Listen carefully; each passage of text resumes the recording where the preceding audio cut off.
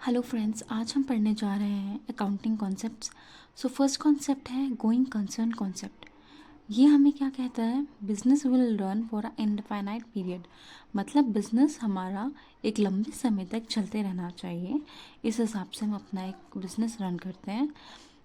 और ये कॉन्सेप्ट कहता है कि बिजनेस एक लॉन्ग लॉन्ग टर्म के लिए बनाया जाता है and it is assume that business will run for an specified period till the business is not get liquidated or businessman is not declared. It means that हम business इस हिसाब से open करते हैं कि हम लोग इसको एक लॉन्ग टर्म के लिए लेके जाएं और एक अनस्पेसिफाइड पीरियड के लिए हम इस बिज़नेस को रन करें। और मतलब दो केसेस हैं, या तो अगर कोई जो बिजनेसमैन है वो इंसॉल्वेंट हो गया तो उस केस में बिज़नेस क्लोज़ किया जा सकता है, अदरवाइज़ हम गोइंग कंसर्न कॉन्सेप्ट के हिसाब से बिज़नेस को लेकर चलते हैं। अब नेक्स्ट है money measurement concept. Money measurement concept के हिसाब से ट्रांजैक्शन जो भी हम रिकॉर्ड करते हैं वो मनी की टर्म्स में एक्सप्रेस की जानी चाहिए। Okay, money expression of facts, transaction और events in terms of currency circulated in the region और country where accounts are prepared. So जो भी हम ट्रांजैक्शन करते हैं या कोई भी ट्रांजैक्शन हम रिकॉर्ड करते हैं वो हमें उस कंट्री की जो करेंसी सर्कुलेट होती है उस रीजन में, हमें उसके अकॉर्डिंग मनी को मेजर करना चाहिए। सो मनी मेजरमेंट कॉन्सेप्ट हमें यही कहता है कि जो भी हम ट्रांजैक्शन रिकॉर्ड करते हैं वो एक मनी के टर्म में रिकॉर्ड होनी चाहिए। अब थर्ड है अकाउंटिंग पीरियड कॉन्सेप्ट। इससे पहले मैं आपको ये कहना चाहूँगी, अगर आप गवर्नमेंट एग्ज़ाम की प्रिपरेशन कर रहे हैं या कोई भी कॉमर्स रिलेटेड एग्ज़ाम की प्रिपरेशन कर रहे हैं तो ये नोट्स आपके लिए बहुत बेनिफिशियल हैं। और वीडियो के साथ साथ भी आप नोट्स प्रिपेयर कर सकते हैं और आई होप आप इनको पढ़ें और इनसे नोट्स बनाएं, ये आपके लिए बहुत हेल्पफुल होंगे। सो थर्ड है अकाउंटिंग पीरियड कॉन्सेप्ट। सो ये कॉन्सेप्ट हमें क्या कहता है? Account shall be prepared for a definite period. So जो भी अकाउंट्स है वो डिफाइनाइट पीरियड्स के लिए हम बनाते हैं, मैक्सिमम 1 ईयर के लिए होता है।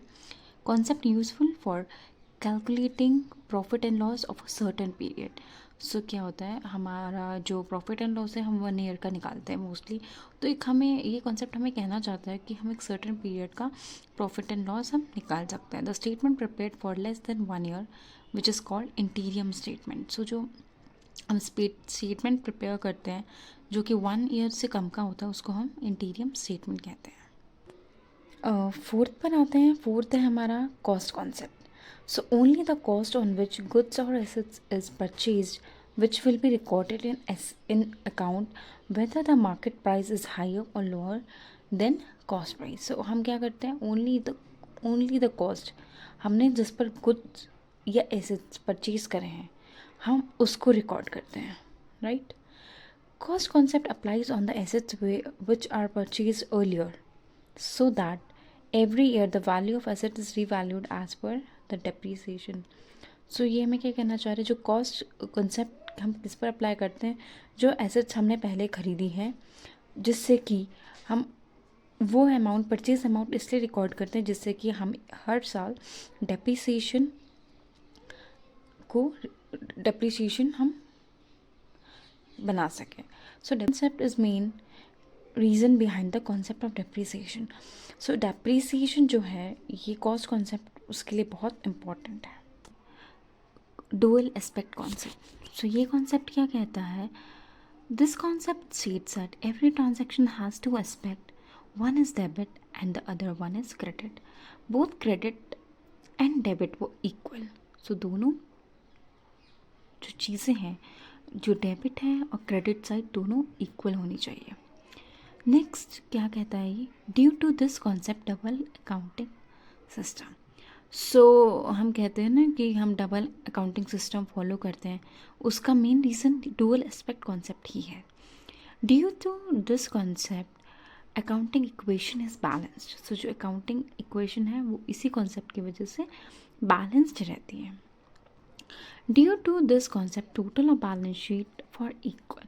सो जैसे हम एसेट साइड और लाइबिलिटी साइड को हम बैलेंस शीट की इक्वल करते हैं, उसका रीज़न भी यही कॉन्सेप्ट है। नेक्स्ट आते हैं रियलाइजेशन कॉन्सेप्ट और रेवेन्यू रिकॉग्निशन कॉन्सेप्ट। सो रियलाइजेशन कॉन्सेप्ट हमें क्या कहता है? Revenue is said to have been realized when cash has been received or right to receive cash on the goods or services sold has been created. So ये concept हमें कहता है कि revenue is said to have been realise. जो revenue है sales हम उस time मान लेते हैं या तो हमें जब कैश रिसीव हो जाए या फिर right to receive cash on the goods, और या हमें एक राइट मिल जाए कि हमने वो गुड्स को सोल्ड कर दिया है। और क्या कहता है concept? Revenue is release at the time when goods and services are actually delivered. So इसका मतलब है कि अगर हम कोई गुड्स है या सर्विसेज हम एक्चुअल में उसको डिलीवर कर दें तो तब ये हम उसको रेवेन्यू मानेंगे। 7th पॉइंट है हमारा मैचिंग कॉन्सेप्ट। मैचिंग कॉन्सेप्ट क्या कहता है?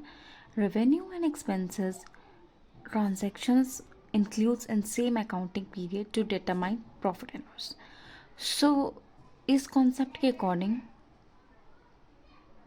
जो भी हमारे रेवेन्यू सेल्स या जो खर्चे होते हैं उनकी जो ट्रांजैक्शन होती है हमें एक सेम पीरियड की रिकॉर्ड करनी चाहिए या इंक्लूड करनी चाहिए सो दैट कि हम प्रॉफिट एंड लॉस डिटरमाइन करा सकें। मैचिंग कॉन्सेप्ट हमारा रियलाइजेशन कॉन्सेप्ट को फॉलो करता है। सो फर्स्ट रेवेन्यू रिकॉग्नाइज, पहले हम क्या करते हैं? रेवेन्यू को रिकॉग्नाइज करते हैं, उसके बाद हम सारे एक्सपेंसेस को मैच करते हैं। ये जो शॉर्ट नोट्स हैं ये आपकी प्रिपरेशन के बहुत काम आने वाले हैं और ऐसे ही नोट्स मैं आपके लिए और लाती रहूँगी, पर उसके लिए आप मुझे भी सपोर्ट कीजिए, मोटिवेट कीजिए, मेरे चैनल को सब्सक्राइब कीजिए सो दैट मुझे मोटिवेशन मिलेगा और मैं और अच्छे से आपके लिए ये नोट्स लाती रहूँगी। नेक्स्ट है consistency concept. When the company decides on a certain accounting policy it should not be frequently changed. The policy can be changed under the 3 circumstances. So consistency concept हमें कहता है कि अगर हम कोई कॉन्सेप्ट को फॉलो करते हैं तो हमें उसे रेगुलरली फॉलो करना चाहिए सो दैट कि हम उसको आगे जाके कंपनीज को या फिर इंट्रा कम फर्म में हम 2 साल का बैलेंस शीट या प्रॉफिट एंड लॉस हम एटलीस्ट कंपेयर कर सकें। सपोज फर्स्ट ईयर में हमने क्या करा? WDV मेथड लगाया, सेकेंड ईयर में हमने स्ट्रेट लाइन मेथड लगाया, तो हम कंपेयर ही नहीं कर सकते। तो सो दैट ये कॉन्सेप्ट हमें यही कहता है कि हमें अपनी पॉलिसीज़ को बार बार चेंज नहीं करना चाहिए। सो अब अगर आप करेंगे तो उसके लिए भी कुछ केसेस हैं, जैसे चेंज इन लॉ, कोई लॉ हमारा चेंज हुआ है, या चेंज इन अकाउंटिंग स्टैंडर्ड, या फिर better representation of financial statements. Next है कंजर्वेटिव और प्रूडेंस कॉन्सेप्ट। इसमें हमें क्या कहा जाता है? Anticipate no profit and provide for all possible losses. इसलिए कहता है कि आप प्रॉफिट को पहले से एंटिसिपेट ना करें, बट हाँ लॉसेस के लिए आप ऑलरेडी हमेशा प्रिपेयर हैं। Concept beneficial that all possible arrangements और provision should be made against possible loss, but it is not good that a business anticipate any future profit. Next है materiality concept. Next is materiality concept. Only material facts must be shown. Immaterial हमें show नहीं करने, only material facts हमें show करने चाहिए। Significance depends on nature value and its significance for outsider. अब जैसे कोई भी चीज़ें हैं, जैसे अब हमारा बहुत बड़ा बिजनेस है और ऑफिस में हमें स्टेपलर की भी ज़रूरत पड़ती है, बट क्या हमारा स्टेपलर का ही बिज़नेस है? नहीं है। तो स्टेपलर जैसी छोटी सी चीज़ के लिए हम कोई अकाउंट्स ना बनाएं तो बेटर है, हम उसको मिसलेनियस में भी डाल सकते हैं। तो इनका कहने का मतलब यही है कि हमें यूज़लेस थिंग को ज़्यादा शो नहीं करना है। नेक्स्ट है full disclosure concept. According to this concept the financial statement must prepare in a true and fair manner. जो भी हम स्टेटमेंट बना रहे हैं उसमें हमेशा हम एक फेयर पिक्चर शो करनी है होगी। Those information fact must be disclose which are necessary to understand in financial statement. So जो भी हम फैक्ट्स हैं वो हमें डिस्क्लोज करने चाहिए नेसेसरीली जब हम फाइनेंशियल स्टेटमेंट प्रिपेयर करते हैं। नेक्स्ट एंड लास्ट है बिजनेस एंटिटी कॉन्सेप्ट और सेपरेट एंटिटी कॉन्सेप्ट। ये हमें क्या कहता है? The business has its own entity और personality which is separate from the owner. the account of business are maintained separately and the personal transaction of owner is recorded separately. The asset of businesses belong to business only. So ये concept क्या कहता है, जो भी जो businessman है और जो बिजनेस है वो दोनों डिफरेंट पर्सन है. अब जैसे हम लेते हैं एक एग्जांपल ड्राइंग्स का, राइट. अब क्या हुआ कि बिजनेसमैन, कोई बिजनेस है जो फ्रिज का है, राइट. अब क्या होता है कि बिजनेसमैन की खुद की शॉप है, तो वहाँ से वो फ्रिज ले लेता है, राइट. तो अब वो बिजनेसमैन है तो इसका मतलब ये नहीं है कि हम उसकी ट्रांजैक्शन रिकॉर्ड नहीं करेंगे. अगर वो वहाँ पर कैश नहीं देता है तो हम क्या करेंगे, उसको ड्राइंग्स में डालेंगे. नेक्स्ट है responsible accounting and the concept of drawing and capital is developed through this concept. So जो रिस्पॉन्सिबल अकाउंटिंग का जो कॉन्सेप्ट है या फिर ड्राइंग का कॉन्सेप्ट है वो इसी की वजह से डेवलप किया गया है.